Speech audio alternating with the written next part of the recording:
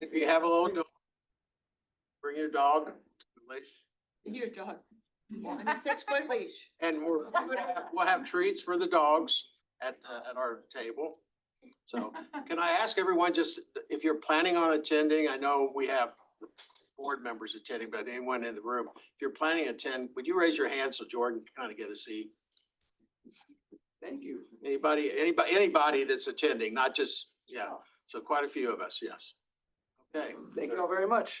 Okay, with that, Daphne, as you know, Daphne is our lobbyist for legislative affairs and intergovernmental affairs, and she's manager of that division out of the city manager's office. So ask for her to give us an update on what's happening in the state legislature. Then if you would hold your questions till the end, that's the best. Or do you want to take questions? No, at the end is Okay. better, so I can get through it. Yep.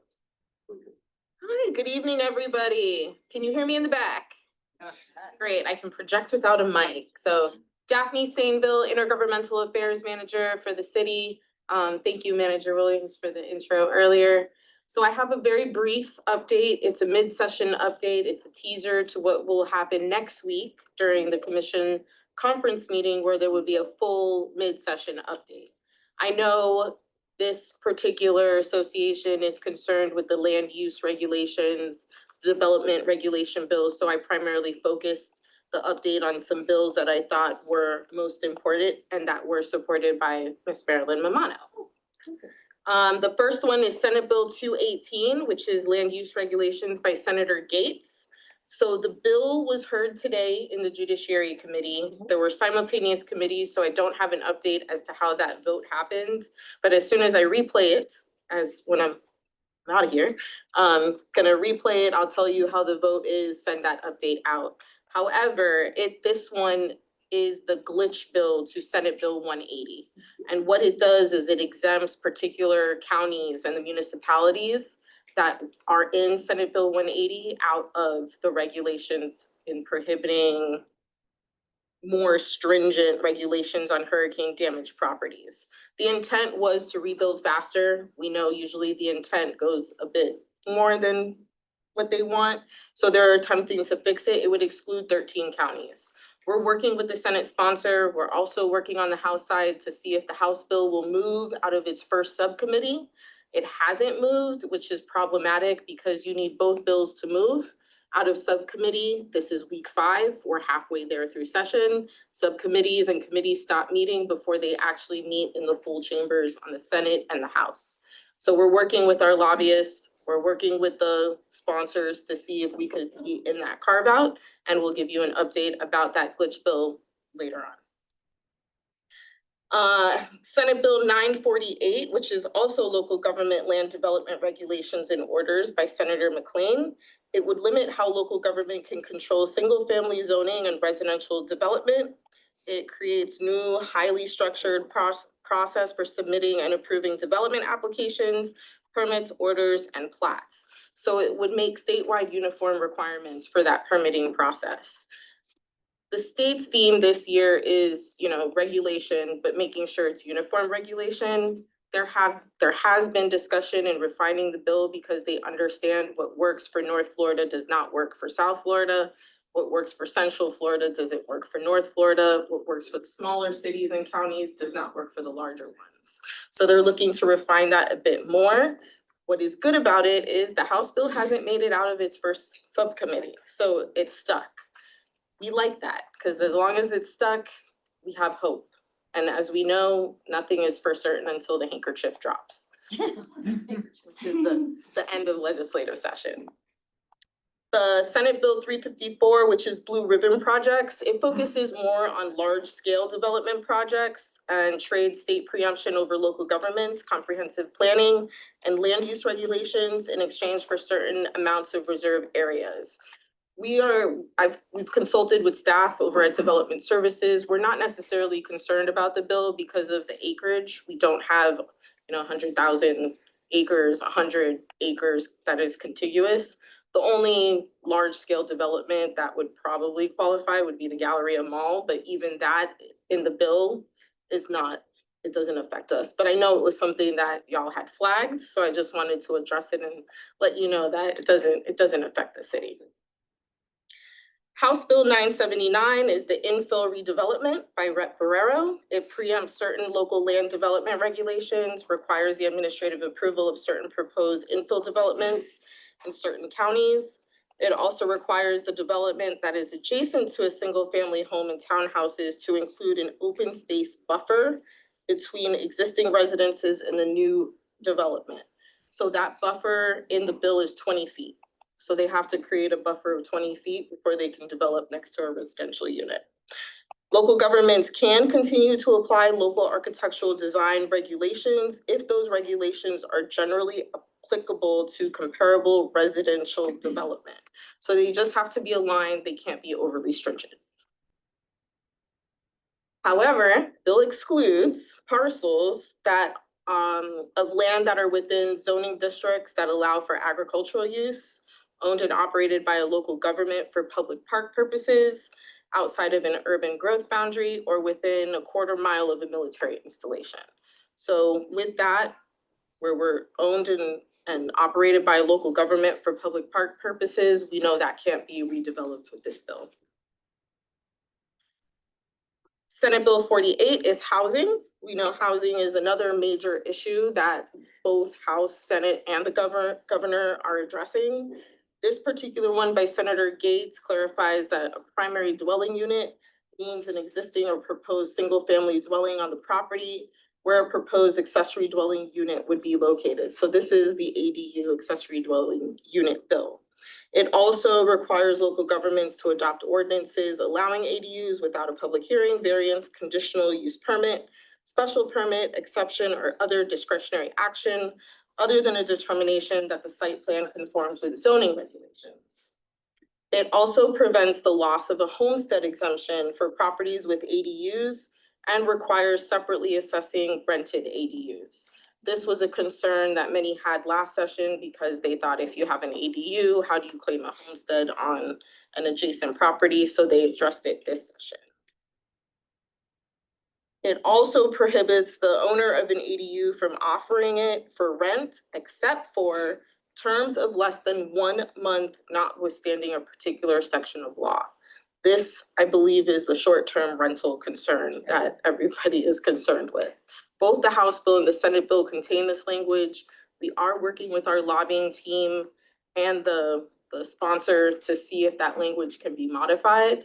However, we have to wait and see where the House bill leads. So we have an opportunity to amend the House bill or the Senate bill. However, House bill has not moved out of its first committee. So they're trying to say they won't be able to use the ADU as a short-term rental. So in this bill, they would be. So This would have to be short. it would prohibit the ADU, the owner of an ADU, from offering it for rent except for terms of less than 1 month. And I believe less than 1 month is short-term rental timeframe. Less than 6 months. Yeah, that's. Yeah. Yeah. What is that bill number again? It is Senate Bill 48. Which means it's been around a while. And it also, I'll wait till you finish. Yeah, there's.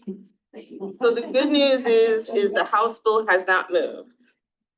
However, I will have the caveat that there are several housing bills that are moving that contain the same section that this language would fit in. So while a bill may look like it's dying now, the legislature tends to move language around and place them in other bills. So that's why we're monitoring several affordable housing bills that don't necessarily apply to the city, but because those sections of law are there and they match up, we monitor it to see if they're sliding language in or sliding language out. And then we work to try to defeat that with the League of Cities and the other associations up in Tallahassee. The next affordable housing bill is Housing Bill 675 by Rep. Driscoll, and it makes certain changes to the Live Local Act. It increases the time period for which certain rentals must remain affordable to qualify for the zoning variance from 30 years to 50 years. It specifies that any incentives provided by municipality or county to a developer must be used for the construction of affordable housing. And it decreases the maximum area median income used to determine eligibility for the 75% ad valorem tax exemption for affordable units from 120% to 100%. So it narrows down those who are able to fall under the Live Local Act. We are following this and then we're working with it. There is another bill in the Senate. That is its companion. It hasn't moved out of its first committee, but we're still watching it because there are several minor Live Local Act bills that are moving that aren't major changes. They're not willing to take any amendments to modify it this year. However, the suggestion is over the summer, we will get together with staff, propose some language and see if we can craft something for next session. If we don't win this session, we always look towards next session, the long game. It's always next year. So those are the major local regulations, development bills that we've been looking at, that Marilyn provided. Also want to say we are in week 5, so it is crunch time. We're a little more than halfway there. So when subcommittees stop meeting, that's when bills stop dropping off. We are happy about that. So if a bill hasn't made it out of subcommittee, we're really happy, but we're still monitoring to see if language gets tacked on to another bill. Do am I good on time? Yeah, you got, because we got plenty of time. Let's take a few questions now before we get too far in. People. Yeah, I just want to, going back to the starter home bill, the number escapes me at the moment. The one where the state preempts the development of residential zoning to the state. Okay? 948, Senate Bill 948. Okay, that's a terrible bill. That is a horrible, horrible bill. I call it the death of the American dream bill. Because what it says is that if you have a single family home on approximately, a quarter of an acre, you need at least a quarter of an acre. You can subdivide it into 8 lots of 1,200 square feet. That's why you need at least a quarter of an acre to get the 1,200 square feet. And you can do that with administrative approval, and you can do 8 units of housing on a lot that had previously only 1 house on it. It is a very, very bad bill. And I don't think people are really recognizing the importance of what this means, but the staff analysis, when you read the staff analysis, it says the impact of this bill is indeterminately negative on all of the municipalities because they're gonna have to rewrite their zoning ordinances, rewrite their comprehensive plans, because those areas which in our comp plan and our zoning are single family residences, or maybe, 4 dwelling units per acre, okay? And now can be as much as 36 dwelling units per acre. And it's preempted, it's administrative approval. And it's just mind-boggling that the state would think that one size fits all everywhere. And they call it the starter home bill. The theory is that if you allow people to subdivide big single family lots into small lots, you're gonna get starter homes. But there's no provision for affordability. It doesn't, limit the ability, limit the universe of people who can own the houses. It doesn't require owner occupancy. So people can go around taking these single family lots and start chopping them up into 8 townhouses. So, With 1 parking space per unit. so having just heard that, Yeah. what's the comments or the scuttlebutt in Tallahassee of those effects that you just spoke about? They focus on the legislative intent, which is to create more housing opportunities for individuals because there's an influx in population. People are coming from New York, from Canada. They're not just visiting, they're moving. Who cares? So again, What I'm the intent of the legislature is to create more affordable housing units. The way that they're doing it could be questionable. However, they do believe that in doing this, it may not be for larger urban populations, but more for the central north Florida, the ones that have been wiped out by Hurricane Milton, Helene, or Debbie. that now they're rebuilding, they can redo their comprehensive plan, their zoning ordinances, and fit more housing, have more development, and have some type of economic revitalization. Right. So that's the primary intent of the legislation. So while it may not work for Fort Lauderdale, it would work for Polk County or Hendry County or Seminole County, those central northern states that have that acreage, the land in order to make subdivisions. Because the population, the professional crew that's coming in now don't want to live in single family homes. They don't want to have that responsibility. They want to live in condos or townhomes and just say, let this be my starter home to see if I do want to live in a residential single family home area. So the argument is made both ways, but the scuttlebutt, as you like to say, is that the intent is to create more housing opportunities to address the affordable housing crisis. And I certainly, They're gonna do what Yeah. the intent of the. Again, the good thing is the House bill is not moving, it's stuck. So as long as the House bill is stuck, the Senate bill would be stuck as well. okay, well, you know, we can only hope and pray. Yeah. Because that would be, it might help Polk County, but it will decimate our residential neighborhoods here. And, you know, while I'm certainly appreciative of the legislators' concerns with increasing the number of, the amount of housing, okay?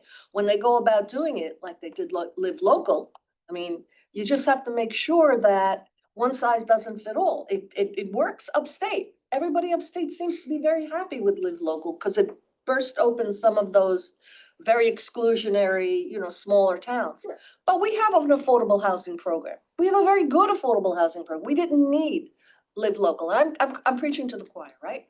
You know, but it's that's- very depressing to me how the legislator is going about preemption, administrative approval, comprehensive plan notwithstanding, thinking that they are going to rewrite all the rules at the state and one comprehensive rule for the whole state, and you know, and they probably know in their hearts that it's stupid to do this, but yet they keep doing it.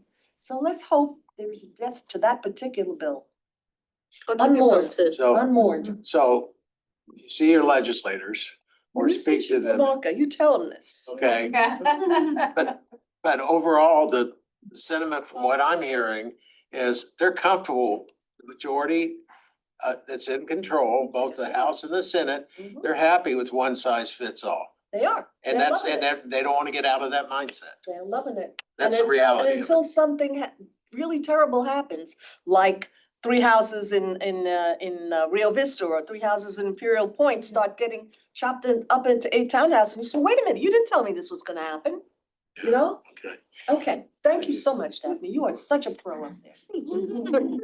It's already bad enough they're chopping down the houses and building these multi-houses tall. Yeah, multi-story. It took for Clusters. 2 million is one, you know, Yes. sold in the neighborhood. So on this topic, on the word starter home seems to be, I don't wanna say, well, I'll say it, abused. Because there doesn't seem to be any language that creates a threshold for affordable housing, because that's the other term that seems to be bantered about a lot.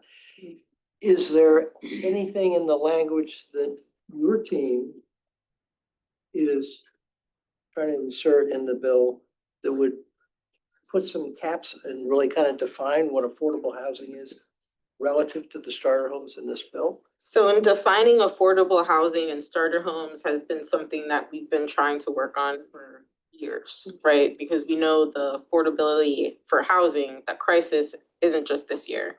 It's been last year, the year before, you could even say 4 years like COVID. This administration is not receptive to amending the housing bills just because they either want to pass them clean or they want to tack on amendments that they already know will work for their particular areas. And of course, address the uniformity. We also have to be understanding that some of them, this is their last year. They are termed out, it's midterm, so the election cycle is coming. We're gonna have a new governor next year. So the legislature as a whole, the attitude with the incoming speaker, a new incoming Senate president could shift away from preemption into something else. But we do know housing, home insurance, property tax, those are still going to be the outlying issues for the remainder of session. But there was one win. In the live local legislation, they're contemplating knocking down the eligibility from 120% of the So median 100, yeah. to 100% of the median income, which would really address more moderate income people, not people making 120,000. It narrows But it making down, people making 80,000, 85,000. So there was a, not six figures, yeah. right, so there was a win somewhere. So, in the interest of time, let's finish up the report and then would you just quickly just bring us up to speed on the legislative priorities that the city commission had asked? Where we're at with any of those or any of, were we seeing any success or I mean. other than the live local stuff, yeah. So some of the priorities we're looking at, which is the local business tax. This is a year of trying to get rid of all types of taxes. Good news, the local business tax bill looks like it will not be successful. It will stall out. That is the word on the street. But again, we won't know for sure until the handkerchief drops at the end of session. Fort Lauderdale, did the commission pass, they passed an increase in that business tax, Yes, correct? yes, Yeah. yes. Yeah. But there is, we're gonna talk. It just came to me. Another bill that we are looking at is the caps on sovereign immunity. If some of you are aware, there is a cap on sovereign immunity for local governments. Those caps haven't been raised since 2019, 2010. So they're looking to raise them. The House bill raises it from an individual incident. So if you slip and fall on city property, the cap is 200,000. The House bill is looking to raise that to approximately 500,000, 1 million, sorry, 1 million. So from 200,000 to 1 million. If it's a group accident, it's per incident. The cap raises from 300,000 to 1.2 million, and every 3 years would be adjusted upwards. So we're looking to we do not support the House bill. However, there was a Senate bill filed with a more reasonable cap. So instead of 200 for the incident, it would be approximately 450. And for per incident would be 600,000. And then there would be a 3-year cap, 3% cap every 3 years to revisit it. You can only increase it by 3% every 3 years. So it's while we don't like it as municipalities and local government, it's definitely more reasonable than the House bill. We have been in touch with that Senate sponsor and we told him, please stand firm.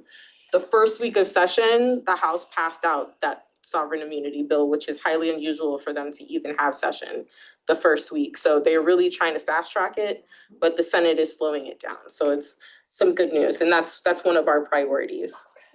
Everything else is pretty much the land use development, preemptions, that we're looking at and monitoring. There's so many, I would be here all night talking to you about it.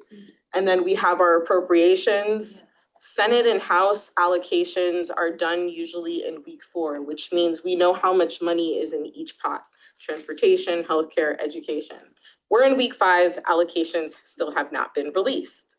But we also have been in touch with the appropriations chair to secure our appropriations. So we are very optimistic that we'll come out with a couple wins. We have 9 appropriations. Go through them, I should have memorized them by now. We have an aviation technical training program, a substance abuse and mental health housing treatment program, fire rescue, fireboat replacement, the Galt Mile safety improvements. This one I'm very happy with because it would close out the project and Galt Mile will be fully funded. We have a roadway resurfacing project, so we don't have to drive over potholes. The triplex water wastewater pump station rehab, the Las Olas Business District Safety Improvement and ADA upgrades, which is a fancy way of saying Las Olas Mobility. And Sunrise Lane District Streetscape improvements. So a lot of infrastructure, roadway projects, fortifying projects, and also our public safety projects. So all of those, it's 9 in total. We're very optimistic that we'll be able to get them in. And that is my update. Well, thank you.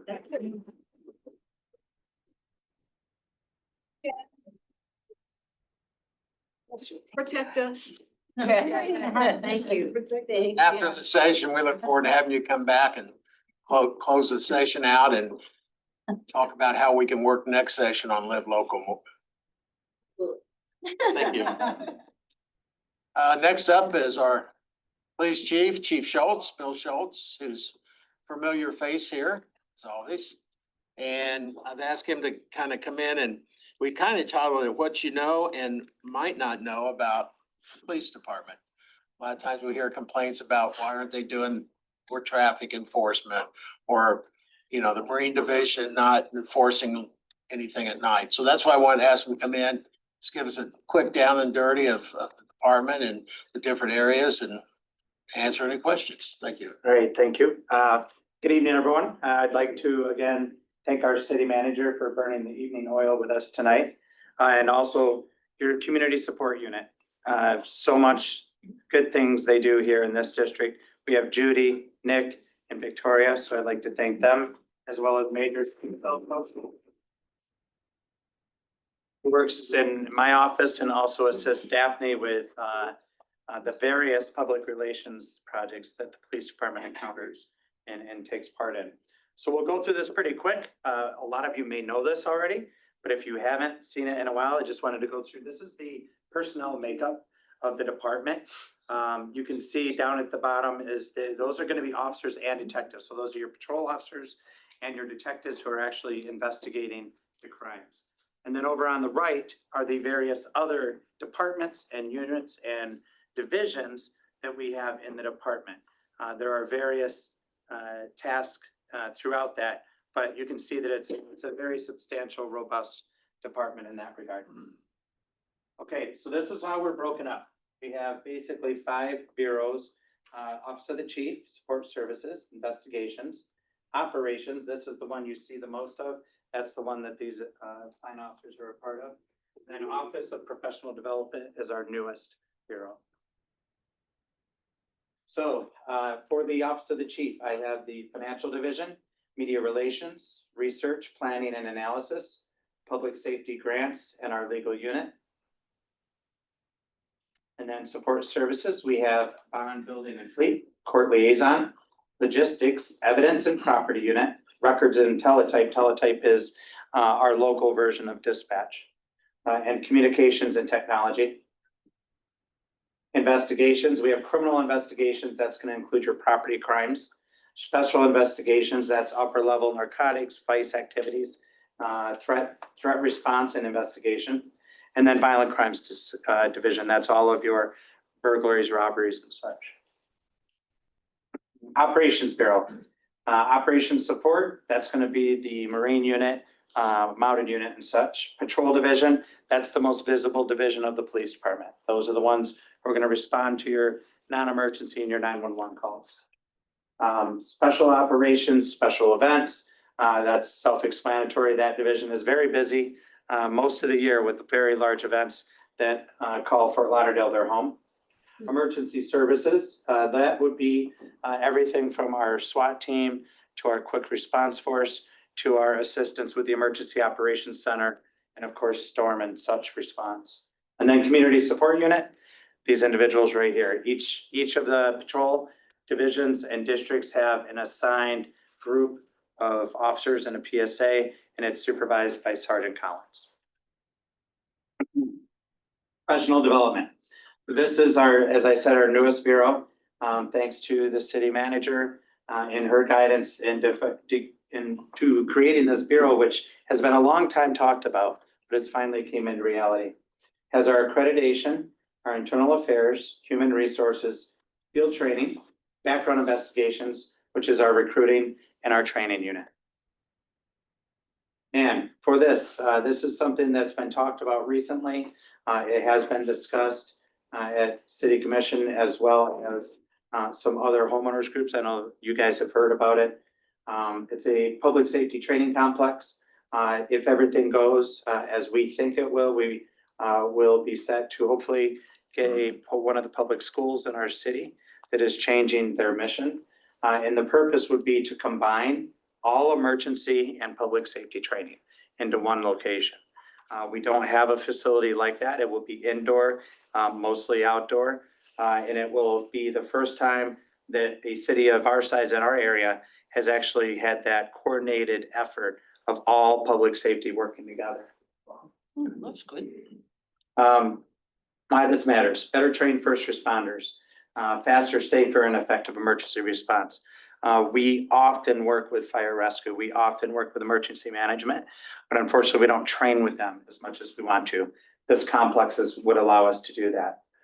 Preparedness for hurricanes, major events, all of our incidents, dedicated space for community education, our youth outreach and emergency preparedness. We would absolutely include that in such a complex and effort.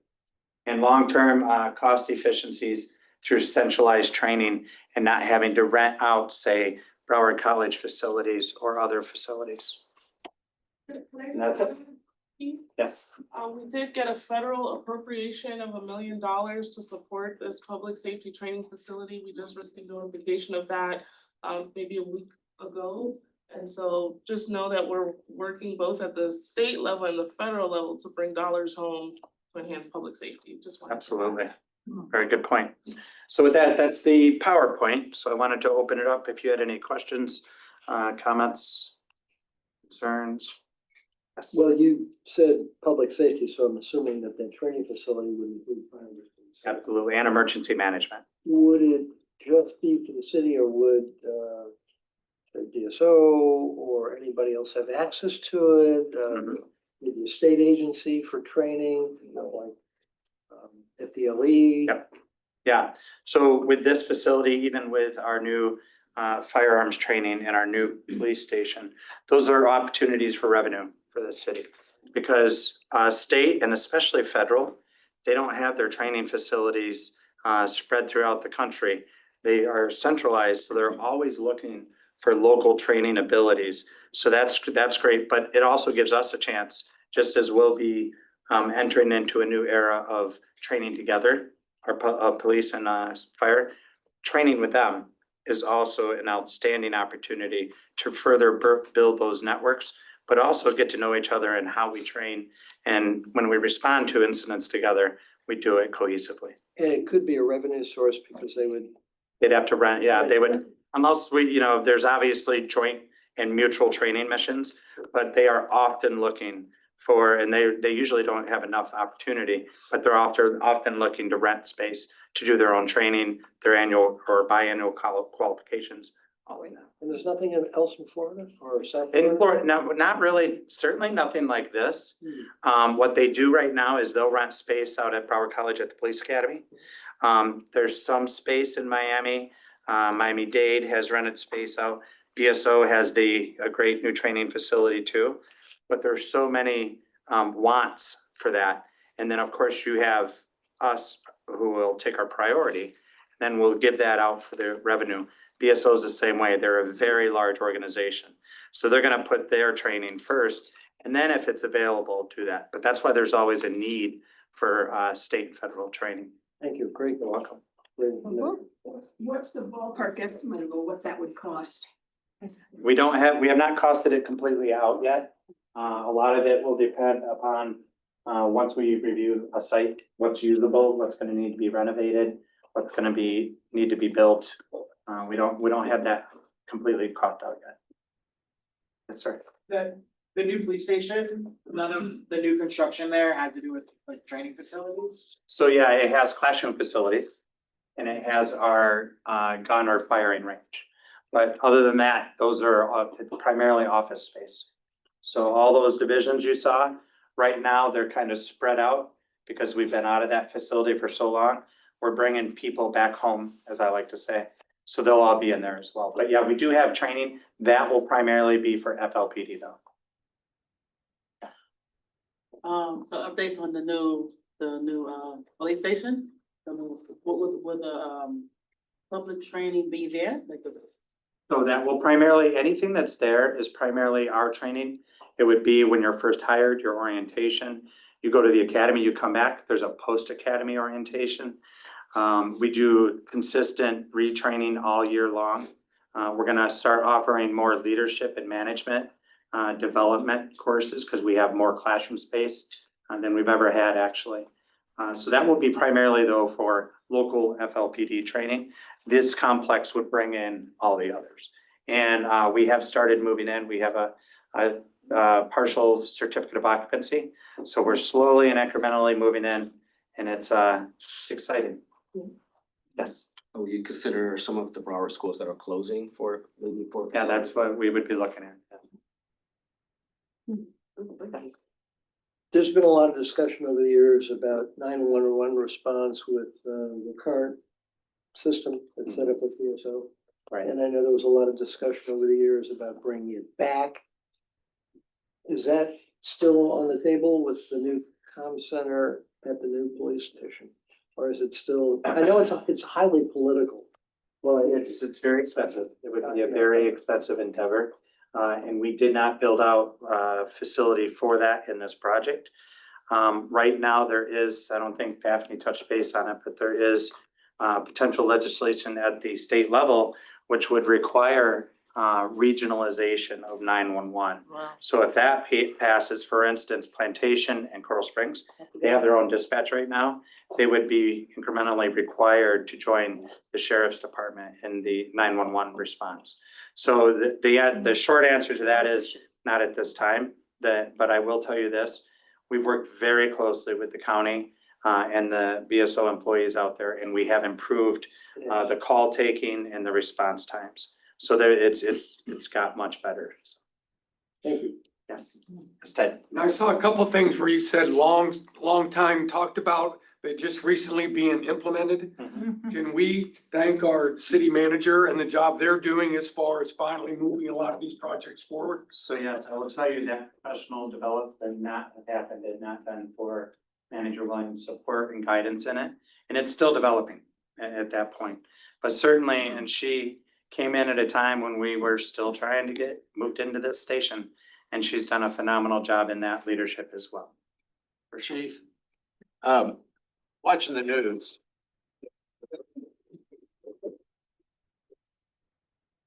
See a lot here in Fort Lauderdale and all of South Florida, domestic violence involving weapons that ultimately turn into a police action shooting. And have you seen, because of the so many guns out on the street and as relates to domestic violence, the needs for more, is there an increase in SWAT call outs and serving of high risk and medium risk warrants? Because domestics and from what I've always heard and learned, more officers are injured or killed on low risk to medium risk warrants and domestic violence cases. That's very, unfortunate. That is the case in non-traffic stops as well. But so reference domestic violence and how it relates to open carry is what you're getting at, I'm assuming. So regarding the warrants served, yes, we've had an increase, but that could be due to a number of things. And I will tell you, one of those things is we have stepped up our proactive efforts in determining if we have wanted felons in our city and going out and finding them. So that our special investigations division has done a phenomenal job of doing that. And they've shifted a bit of focus where we're not concentrating as much as the higher level, which is often out of area. We're absolutely concentrating on and targeting the lower level or the street level narcotics and money laundering and those types of crimes. So the services, yes, they've gone up because SWAT is always there present when we do such warrant services. Regarding domestics, there has been an increase in domestic violence. Whether that's related to anything having to do with open carry, I haven't seen it. And the domestic violence hasn't necessarily been shootings, more so the batteries, physical batteries. What's gonna happen with the existing communication tower that's there? Oh, the tower. That one is aged out. It's met its lifetime. So there's a new one going to be constructed out just west of I-95, just north of Broward Boulevard, basically the Tri-Rail area. That pickup station, there's a juvenile justice building there. It's gonna go up right next to that, and the state will be putting that up. They've already started the groundwork, so to speak, for it. And once that's fully functional, then our antenna will be decommissioned. Yes. I hate to bring this up, but does the city have an agreement? But she's with- gonna. Yeah. And you know I love. agreement with the federal government vis-a-vis ICE and the removal of people, The statewide agreement. yes, are we a part of that? As of right now, we have not signed it. Okay. ICE is prevalent. They're down here. We would back them up if they call us, but we are not a part of that agreement. And that was discussed by our city management last summer, and it was determined not to sign it at that time. So I don't know what the outcome would be in the future, but they had decided at that point not to. Good to know. Thank you. I can't believe no one's asked the question, ribbon cutting of the new police station. TBD. To be determined. We definitely, because we have a partial certificate of occupancy, and we're still doing work on the community center, on various parts of the department as well. It really depends on once we know a date that's gonna be finalized and we get the full. Also, we really need the public parking lot done. So you've seen if you've driven by, the old building is coming down right now. That's gonna be the primary public parking, so we need to get that done. Yeah. But it will for sure happen. Yes, sir. Chief, at one time, there was a Citizens Police Advisory Board here in Fort Lauderdale. Remember that? And they had to disband following state legislature that was preempting that particular advisory board. Right. So my understanding is now that, you know, you have internal affairs, yet there's no citizen representation or on that. Is that correct? Yes, correct. Not in internal affairs, but And ahead. I think that's a loss to our community. And I was sorry to see that happen. Have you seen any changes within the Internal Affairs Department itself, which functioning better, worse, no change, anything? So far since that occurred, I've seen the same amount of interaction with the community, the same amount of individuals coming forward. I have not seen them being deterred and bringing any type of concerns forward with that. I will tell you, especially because that occurred, I have the Chiefs Community Forum. We meet once a month, usually the last Wednesday of the month. And you're all welcome to attend that as well. We rotate the locations of that. But it's community leaders from all communities. And that has been a sounding board for me and for our department and for our city. If and when concerns come up, I bring them to that group, and a lot of times that group brings them to me, and we hash it out and we discuss it there. So it's not an official board or committee per se, but it's worked out very well in that regard. And this is new to me, so how is this communicated? Is this on the website or what is this? Yeah. How are we supposed to know about this? Yeah. We have it on the website. It's normally also posted in the participating HOAs that we know are participating so far. But I would love to send it out with this group here. Would be the easiest probably way to communicate it and get it out there. Yeah, that would be. I'll reach out. Community forum. I'm Dark Chief. Thank you. How is, Go ahead. No, Susie and then Ann.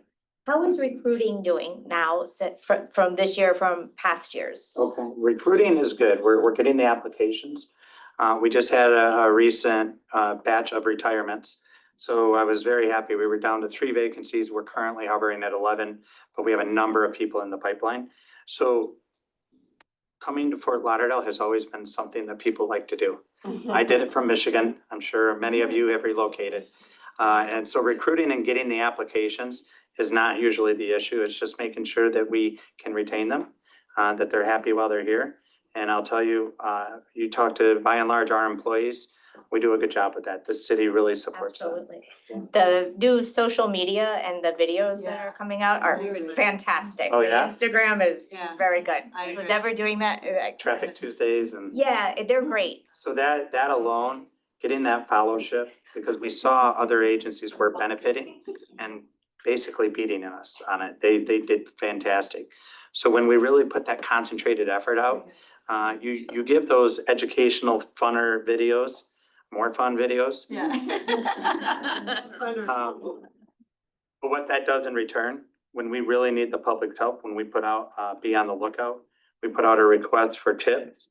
You have that fellowship that you just didn't have before, and people respond to it. So it's been a lot of work, but it's been fantastic, and it's in the last 2 years, it's definitely changed. I think they're very good. I use them to resend out to my neighborhood. Oh, you do? Yeah. I tried that and then I got really picked on it. Before we go to AI, Don't be here. It's like, I have a quick follow-up. Remember, did any neighborhoods qualify for that referral? Yeah, No one put in for it.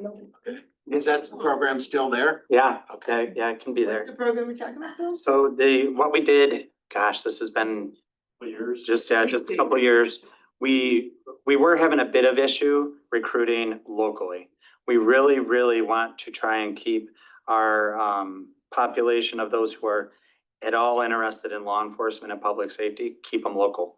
So as part of that, we introduced a program where, as a homeowners association, if you referred someone, say a high school student or a young adult or a middle-aged adult like I was, if you refer them, the association would then, once hired, and it is, once they're hired and they get through their training, then the association would get a referral bonus for that.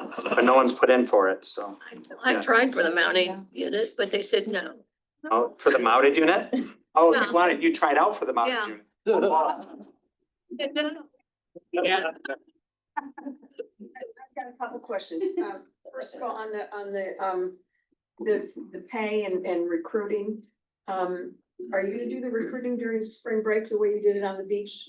Yeah, we'll be out there again. That was, the main reason that was so successful the last 2 years is the kids, the students are just surprised that the police department is even there and that they're willing to interact with them. So if anyone's not familiar, we'll put our FLPD blue tent up right at East Los Olas and A1A.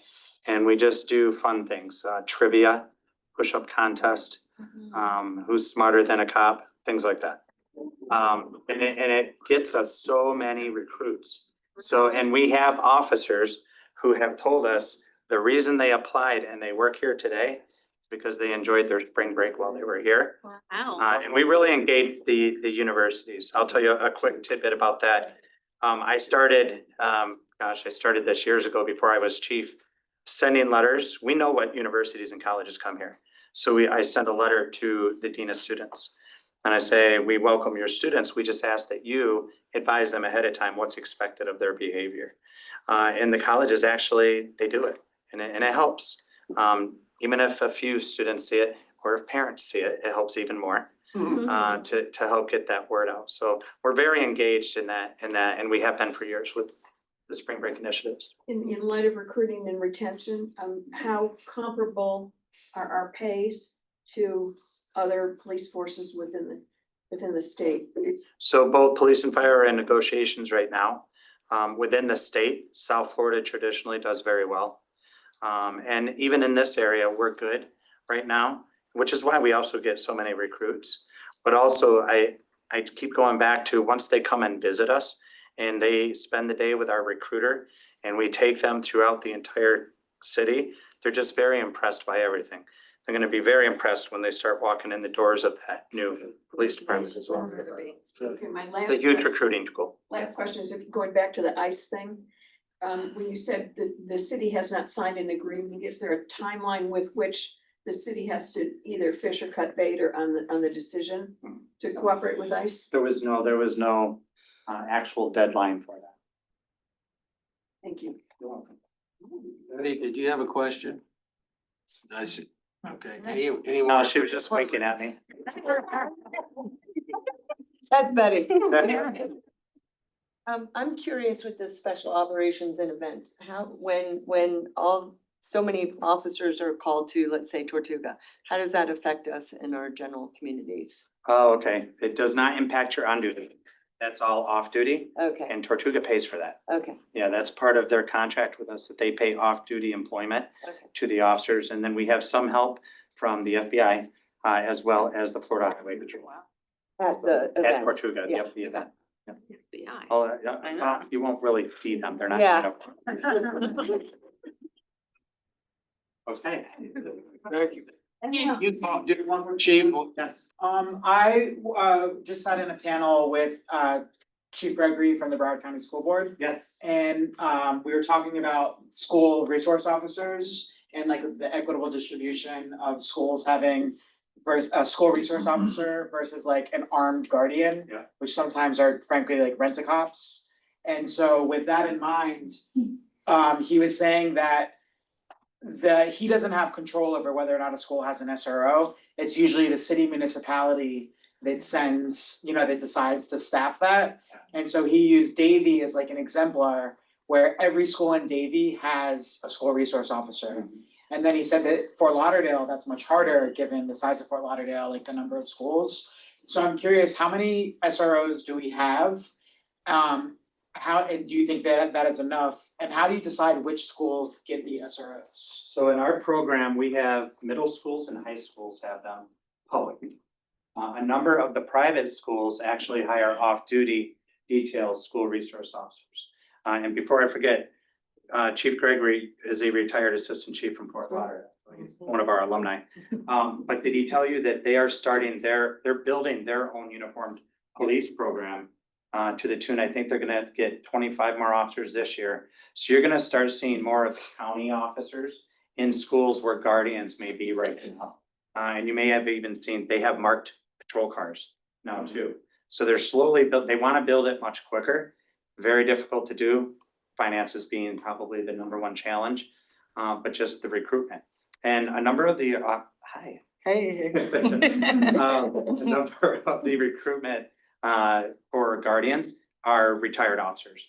I have 2 of our retired officers are guardians at elementary schools. So it's by and large, even with the guardians in our city, we have a very good relationship with them.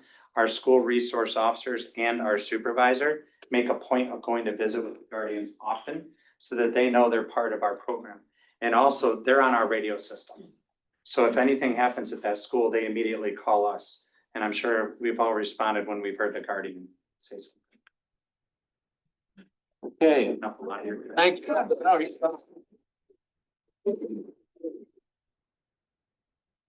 I'm going to jump down on the, under council business, and I'm going to ask Troy Liggett to come up along with Josh from the city's cultural affairs to talk about the public art, so that Josh has to leave and get Raquel, she's had a long day, so she can hear this and then you can, Still working over there. since he's under your, it's under the city. I don't know if you go, I'll just introduce Josh for anyone that doesn't know him. And kind of give a quick overview of where we're at. A quick how we overview. got here today. You've heard from me from several meetings in a row. The city is revamping its public arts ordinance.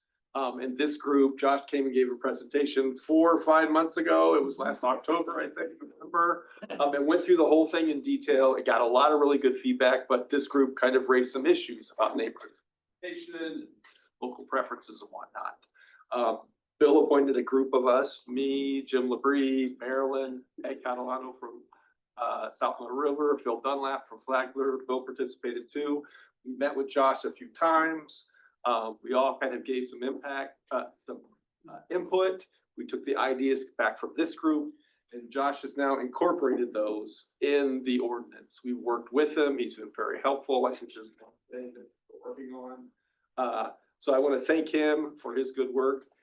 At the next Public Arts Board meeting, which was on February 23rd, the Public Arts Board is going to consider all of these amendments, and I think maybe I'll turn it over to Josh to say what goes from there. Josh. Absolutely. Thank you all for having me. I really appreciate it. I'm Joshua Carton. I'm the Cultural Affairs Officer. Mostly here to express my gratitude for you forming this committee. I think it's been incredibly beneficial for us to work through these things and talk out these things and compare how other cities are really strengthening their public art programs. So we have been able to incorporate 99% of the recommendations from the subcommittee that was established. So far, from what I've heard from the Public Art Board, they're completely in agreement with all of this. So I don't foresee any substantial changes when this does pass through them, hopefully on February 23rd. But I think it's all been for the best. It allows for a lot more substantial neighborhood impact as far as allowing the Public Art Board to create a subcommittee or a artist selection committee that would include members from neighborhoods to serve on those panels. So just thank you all for your input and your help through this process. I really do appreciate it. And hopefully the public art boards will be making the recommendation to the city commission for the first reading of this in the next couple of months. Were those only the substantive changes, that subcommittee and anything else? There was the working group committee. I think Michael Abretta brought that when they're awarding art, maybe there should be a local preference of some sort. We're still kind of working out the issues on that. So when you're, giving out a $200 million grant for artists, maybe we should try to encourage it to go to local artists, but there are procurement issues with that we're trying to work through. The other things were, Yeah, I think the first iteration of the public arts ordinance was a very, loose framework to how to fund the arts. And this second iteration of the ordinance is a much more systematic approach that ties funding directly to capital projects and makes it project specific rather than, kind of hoping that some of these projects contribute to the public art fund. So it's a lot more streamlined as far as the financial implications as well as the governance and artist selection process. I will mention the one thing that we haven't found agreement on is that there are currently 7 members of the Public Arts Board, and they're all arts professionals. And kind of from my experience, they have their ways of doing things, and we're trying to open that up maybe a little bit by adding a couple of neighborhood residents on that board or whatnot. We're still working through that. They don't want their membership changed. We might want to ask the commission to maybe add a couple of neighborhood residents. Okay, so with that, it goes when? February 23rd. 23rd, so that's what, 10 to 13 days from today. I think in principle and in concept, from what we've heard, that the council is in supportive of these changes. Oh, yeah. And I would speak on behalf at the commission meeting on the 23rd that we support it and would like consideration maybe to have a couple seats added to represent the community, but ultimately it's up to the commission, their discretion, and see where it goes from there. But with that, I also, oh, Jim, you have a. Well, the committee that Troy so gallantly chaired here, we believe very strongly that there should be a representative from each city commission district. And this board, they don't want that. So I am not in support of what you're saying, Bill, if you think that it's okay for them just to go ahead and not add representatives from each city commission. And that's on that. If that's the way I explained it, I apologize. We're gonna support everything, but emphasize to them that we would like to see and ask them to increase that. Ultimately, it's their decision. Well, Okay. let's talk about that. Why is it their decision to decide the makeup of their group? No, the commission, that's what we'll ask the commission to to add that, and the commission can do that. But the recommendation has to come, the formal, from the board, right? No, it's an ordinance. The commission can decide on their own little thing to say, we're just changing the membership. The board can't. They're all recommending you it. can do is recommend they don't wanna be. But the commission, you just go to the commission, say, So that's what I'm saying we'll do, is overall, we support everything except their decision not to increase, and we strongly would ask the commission to reconsider or to consider adding one from each district. Now, I know the commissioners, some of them I've spoken with, feel like, well, they are appointing people from their district, but they're more focus grouped individuals that are either artists or what's the description of the ordinance? Engineers, architects, landscape architects, arts educators, someone with a background of arts administration or professional artists. And we don't disagree that those kinds of people with that skill set and education experience shouldn't be on that. But we believe also that there needs to be a representative of the people on that board as well. What was their reasoning why they didn't want snobs? Just that, exactly as you said, the commission already appoints people typically from their districts. And these are the most, they've appointed going forward. I think, a lot of the times they have stressed that there might be too many cooks in the kitchen situation if we expand the board by 5 more members or 4 more Wow. members. I beg to differ with it, because you have Yeah. trouble getting quorums most of the time, so they don't even show up to cook. But the establishment of the qualifications, a planner, an architect, landscape, could certainly then include a member of each community board representing the neighborhoods. I mean, they can do it if they wanna do it. There's no reason they can't do it. But hopefully the commission will agree. Sure, let's hope. Okay, thank you for that clarification, but that's how that was fine. But otherwise, Okay. happy for me to proceed. Yes. All right, excellent. But you please express that we are going to go to the commission and ask. I will, and if anything changes on our next public art and placemaking advisory board, I will let Bill know so that he can fill you all. I want to cut it off, and I'll go ahead and take your question. So are you looking for artists? Is that, I kind of came in the middle of you speaking. Are you looking for artists? No, not necessarily. This is for the Public Art and Placemaking Advisory Board. We're reworking the public arts ordinance. So in closing, let me just say this. I want to thank Josh. I want to thank Troy and the committee, because they were way far apart several months ago. And then it was like, when they were together, they were butting heads, and look what we've done, collaboratively put them together. They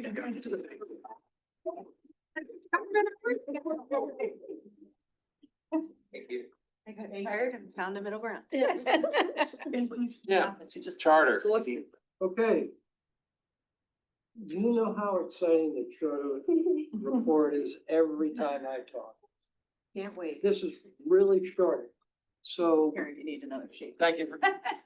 Thank you, Raquel. Thanks for joining us. Bye-bye. Thank you. the plan is to have a conversation in March with the commission to explain the timelines for the submittal to the election board. This will be a draft that will come back to us on what's gonna be the ballot referendum questions. Now, what does that mean? There's nothing in this plan yet for the outreach that we would do to the community, and that was a major consideration the last time around. So I think what's gonna happen, because that feedback that we'll get from the commission would be in April. And by the way, this information is hot off the presses. I just received it just a short time ago. Thank you, Jordan. So I think what's gonna happen is already been submitted. These are the changes to the charter. They'll give the feedback. The timeline will be explained to the commission that they have to get everything in by April to the election board so they can put it on the ballot. I'm sorry, not April. I think it's June. But the outreach would take place after the questions are finalized by the commission. And at that point, we'll be able to do the public outreach for comments from the public. What does that mean to us? We may still be able to make changes and have our input considered on those questions. And from past experience, I'm guessing there'll probably only be 3 or 4 questions because there's so many things on that general ballot. That's pretty much it in a nutshell. So no activity till probably April. So you probably won't hear any of these exciting reports till April. Question? Yeah, November is coming up pretty soon and they won't talk about this until April. Right. I'm a little concerned about that and including outreach. I agree. Some of these questions could be pages. And trying to make sure you understand, I mean, the charter, I think the last time I think I heard about the charter was 20 years ago, 10 years ago? How long has it been? And some of these things are gonna become very concrete, so there's no way for the commission to hear this before some of your recommendations? Well, there is a way. I mean, you could write to your commissioner and say, you have a concern about what the ballot questions might be and was wondering what type of action the commission is taking and what type of timeline they're considering. I mean, I think that would be the appropriate approach. And I got a better suggestion that I was gonna bring up to your point, but Mary, I'll let you talk and then. I'm on the Charter Revision Board because I'm the only one here. You are, Good. I can talk, right? yes, sunshine says. I was so worried about this, but the Charter Revision Board has come up with a list of things for the commission to consider. They actually had like a little workshop in October. And you know, funny to us, not oddly, they get stuck on things that we kind of think are not really as important as other things, but you know, we're not the commissioners. So we've kind of gone back and redone what we feel is important to be changed. And it needs to be presented to the commission. I'm personally disappointed it hasn't happened yet, but I understand that the verbiage and everything has to be done by one of the city attorneys who we know, who we've worked with, a great person, but he's been sick. So that just hasn't happened. And I'm hoping that it's on the next, you know, commission meeting, which is a week from today. I'm hoping that that document is then. And if it's not then, it's gotta be the next one, because you're right, it's a lot. And, you know, we all in this room, you know, government doesn't move fast. It moves very slow. So the Charter Revision Board has not met since December. The end of the year. And, you know, because we had everything, I know now it's up to the city. So I would say 2 years ago, the Charter Revision Board, which I wasn't on it then, but I went to all the meetings, had a presentation to the council, and it was just so much. Yes. It was just too much. And so this is a lot less and a little more concise. So it's gotta be given to the commission. They gotta decide what they wanna have changed or added or whatever, or combined or eliminated. Then that information has to go back to the city attorneys, and they come up with the questions that would be on the ballot. And we're trying to go for November twenty Well, twenty-six. they have to be done before then because the elections has to approve them. And you'll see them well before then. So when? March is when this is gonna be presented to the commission.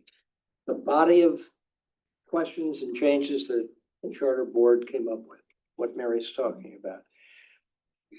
The decision that they would render back to us would be by one of the April commission meetings. We would then move forward with an outreach program. And we'd have to be fairly quick about that because there's not a lot of time after that to get the finalized questions to the Board of Elections so they can actually print it on ballots. Yeah, love you, but that's What is it? That's not gonna work. It's a very tight timeline, again. And in summer, people start going away in the summer. It doesn't matter, by June, it has to be in. Yep. So Like, let me throw this out on the table for discussion.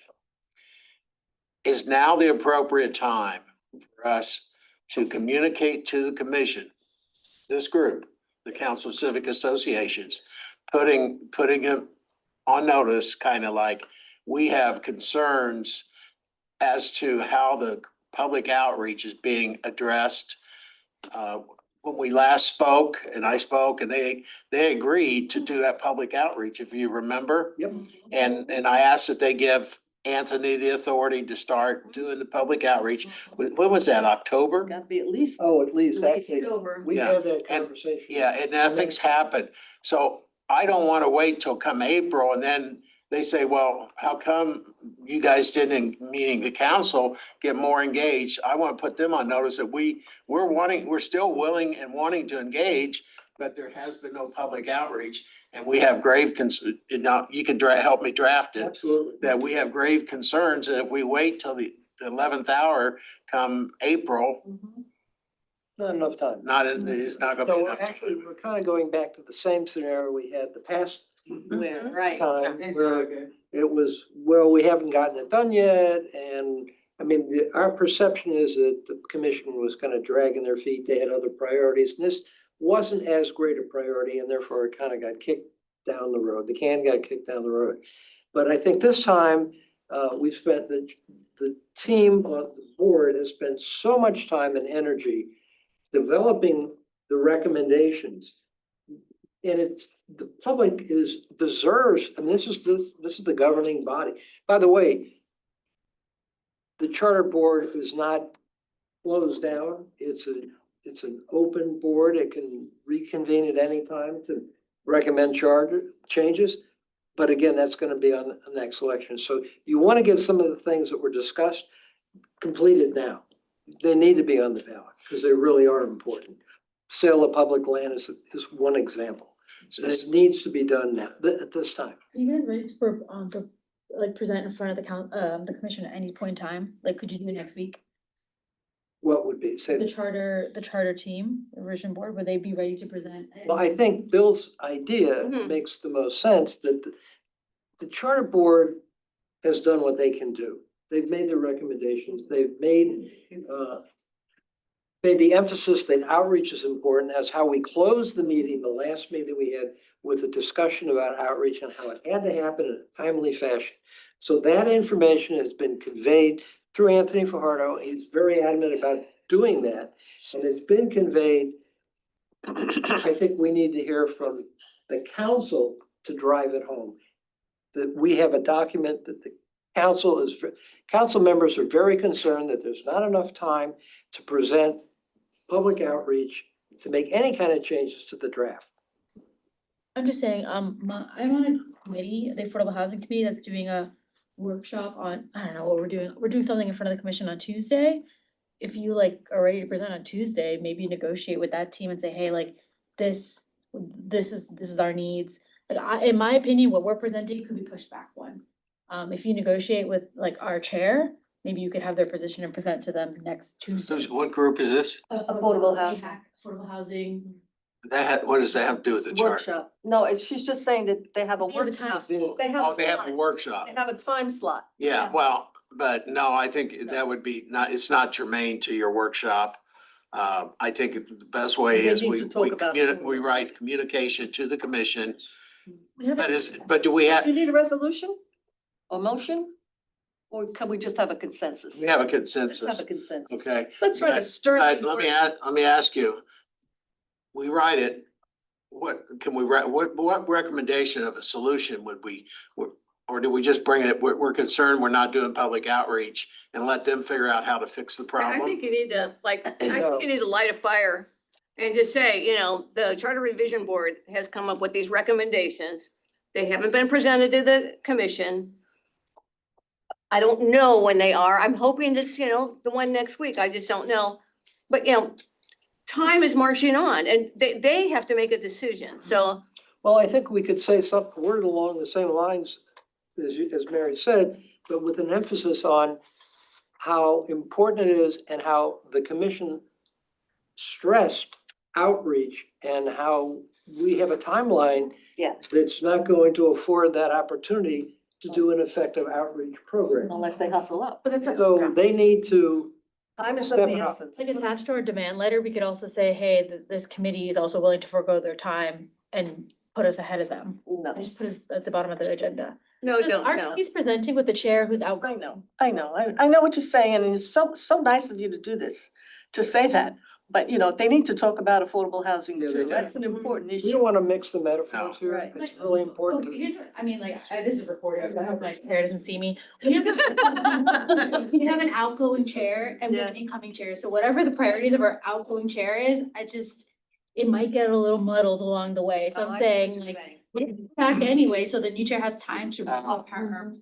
I think, I see what you're saying, but. no, it's soon, yeah, you're a week away from the next commission meeting and I don't, Right, I don't know if they'll change the agenda. Diane, Bill, I think whatever we say from the council has to be really strong. Absolutely. Because this is the second year in a row that we've been asking for this damn Yeah. thing, and the commission hasn't done anything about it.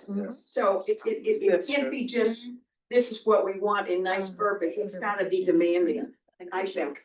We have a responsibility to our I think we could, I think we could all agree that Bill knows how to be demanding. We'll work on a letter and we'll get it out to the board as quickly as possible. Yeah. We'll communicate to, because you know what, I feel like all we've done from when I asked that we get in, do public outreach, or we're willing, all they've done is tread water at the same spot. Well, the one thing They're just we treading did, water. they stopped. I know, they stopped. Well, I know that the board is frustrated with that. Very. Yeah, because it just seems to be a recurring theme. Wasn't the schedule supposed to be that Ferraro was gonna do a presentation in February? Yes. And then the language was gonna be developed in March? I Well, mean, that's what he's saying, is they're gonna present it in March. It was supposed to be Yeah, but all he was much supposed to earlier be though. much earlier. We wanted it to be earlier, Yeah. but that, and so a guy's got sick. Well, I It's think- somebody else. Well, the city attorney had to work on the language, and that's where, and he got sick. yeah. It doesn't matter, they So, I got mean- chief attorneys, come on. And vacancies, they haven't filled. When I worked, it never would have happened like that, but that's not government. I don't know government. Okay, Okay. so the consensus is we'll do some very strong language to the commission on behalf of the Council of Civic Associations, that we have grave concerns as it relates to public input. Excellent. Okay. Yeah, thank you. Okay. I think that's great. Marilyn, the Museum of Art. Oh, yes, we have two possible dates for the museum, Museum of Art, for an event for the council. It's the Neighborhood Day event, only it's Council's Day event, where we have wine and cheese and little sandwiches and cookies, and then we all get private tours of the museum. It's very nice. Some of you may have done it with your own civic associations. Yeah. So we just gotta pick a date. And we have to realize that, if this is one of our socials, I mean, it's not gonna have dinner. You're not gonna go and have dinner. What you're gonna have is some munchies and 2-for-1 wines. So it's really good wine. And then we go on the tour. So just pick a date. Doesn't it have to be the fourth Sunday of the month? It is. It's the fourth Sunday. Fourth Sunday. It's April It's or May. April or May. I would propose April, April's fine. because May is, I was close right around Memorial Day Yeah, but it's weekend. after Memorial Day. Yeah, but The way it people- works yeah. out, it's after Memorial Day. Yeah, but still people are on vacation. If you want, and do you want to use it as a social or as a substitute for a meeting, or just a Social. Social. Okay, So you're saying 26, April. said it. I'll set it. Chantel, will you work with Marilyn on making sure we advertise it? This flyer. Okay. And then we would ask that all neighborhood presidents communicate that in their newsletters or to their membership and, What'd you say, April 26th? It's the last Sunday in April. Yes. Oh, yeah, April 26th, okay. 27 or The 6? last 26. Sunday, the last Sunday in April, 'cause I'm working on my newsletter right now. Yes. Okay, we I have will no, confirm it tomorrow morning with the guys. They told me these two are available. I'll confirm it. 26 and 27. 26. Time. It's usually Same 3 o'clock in the afternoon on Sunday afternoon. It's very pleasant. So this will be open to all members of the neighborhood association? yes. Okay. And we'll probably have to do an RSVP because they need to gather the How many can they accommodate? 45. I don't. So we're gonna have to limit it to the first, find out what number, He'll give me a number. because I don't wanna have 75 people RSVP and, we need to. Okay. Can do 2 tours too, right? Oh, yeah, they can do can- multiple yeah, tours. they can Oh, do- absolutely. So we could be all in the courtyard. And then they'll have, And then they break take us the out into tours. groups. Yes, we've done that before. Yes. Okay, thank you for working out those logistics. Treasurer's report, we have no treasurer tonight. He's unable to be with us. If you've not got your membership sent in, your association, we encourage you to do it. And then I'm just gonna go around the table for round robin, not only from board members, but any alternates or representatives for feedback, comments, or good of the order. Sorry, just a quick question we're working to get, Imperial Point is working to get a sponsor to sponsor our membership here. But if they're taking a little bit longer, should we go ahead and pay and then, confirm them as a sponsor and then we can get that dues back or? Oh. They're looking for their spree spawn, yeah, I don't. Yeah, Okay. We can do I that. said, yeah, I'm not sure. Thank you. Just wanted to make sure. And I've asked your treasurer, I've asked Jim to look at, because we never got a report from the audit committee from last year, and we're revisiting that, so, okay, good. Going right down, Betty, you got anything? Well, Imperial Point is still going and I'm still president and. Hello, it's still going. A lot of years, but we're still progressing and doing well. Long time ago. Working on the newsletter right now and this will be we went quarterly, so this will be the March, April, May, so I'll need anything that's going so I can get in that, so. And by the next meeting, I can bring them in, so I'll have them here for you. They're keeping the locks and the chains off the gate of the park, Yes, keeping the chains off the park. keeping the locks and chains off the park. We have spring clean coming in the park too on March the 20th, yeah. Okay. I think that's it. Elijah? Yes, little advance notice. The downtown civic will be putting out a letter in support of purchasing this building for City Hall instead of building the mega building. So I wanna know if any other civic associations are interested in doing that as well. Oh, wow, Is this that building- is such a good, we should talk about that. We didn't talk about. Not tonight. No, at some point. I mean, that's a Wow. citywide issue. We should. I thought they put that to bed and they weren't even gonna entertain That's it. trouble that we wanna get in. Being a position? Elijah, A letter from the association. Elijah. No. Position letter. I agree, you're in, okay. Position letter to. You know, there- With the new building? To purchase this building instead of building the. Oh, they put. Get their emails. I don't know what you noticed at the last meeting, but that was, you know, Let's do so I mean. I wanna keep going so we can get out of here. I don't know what he saw, but that was not happening. Of course, the Sistrunk Festival is the last Saturday in this month. And I happen to be one of Dr. Sistrunk's last babies, so I'm happy to say that. So that is definitely please attend. Do you have the flyer? No, but Commissioner Beasley said I'll forward it. No, I have one. I'll send it to you. To the Civic Association so that you guys can send it out, please. Here, Steve, Barbie, anything? Nothing to report, everything okay. Michael? I went over to the Black History event over at Riverland where we saw Commissioner Beasley Pittman and the city manager, and our civic association did send an email to the city in full support of Miss Williams, given the things that are going on. I do agree that we should purchase this building rather than spend that amount of money, so we're with you on that. Can I ask you why this building and not the one West Broward? Right there, or we're gonna say, look at this building or that building, one of each property. Yes, Okay, we should look at options. Other than that, that's about it. I mean, I agree, but that's not how they left that meeting. Oh, I know. I had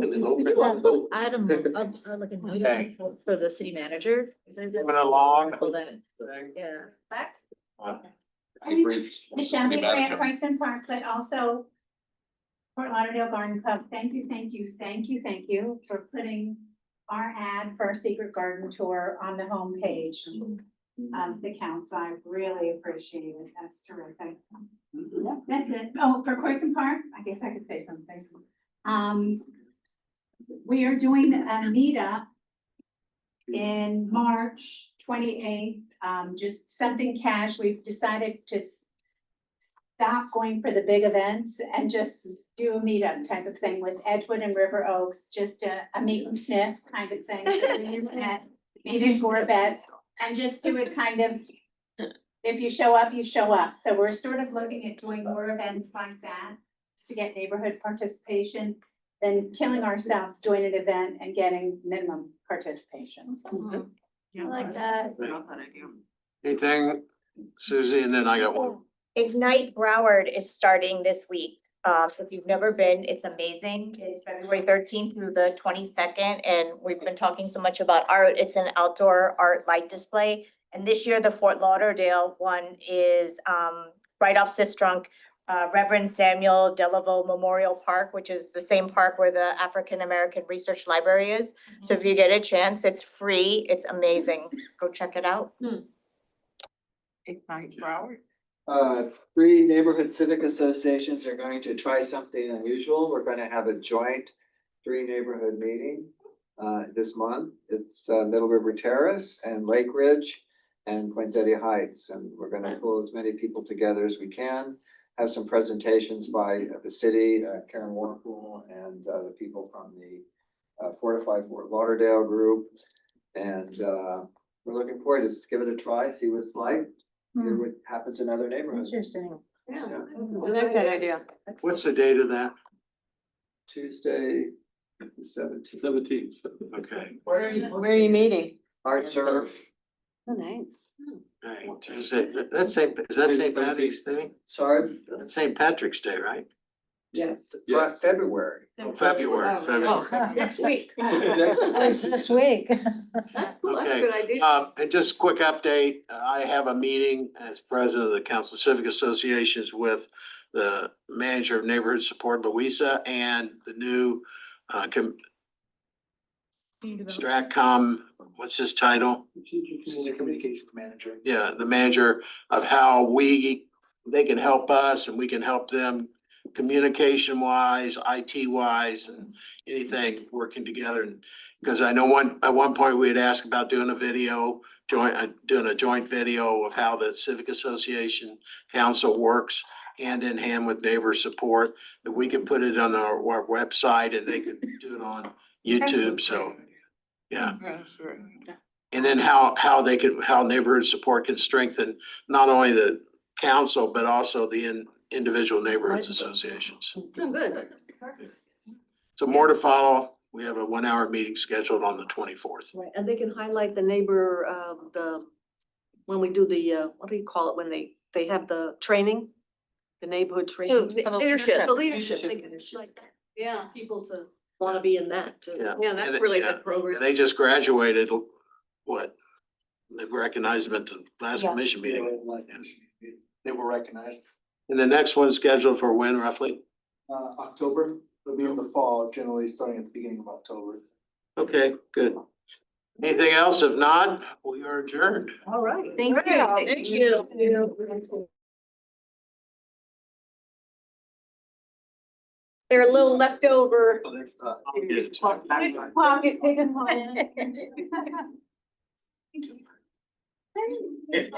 What happened with the?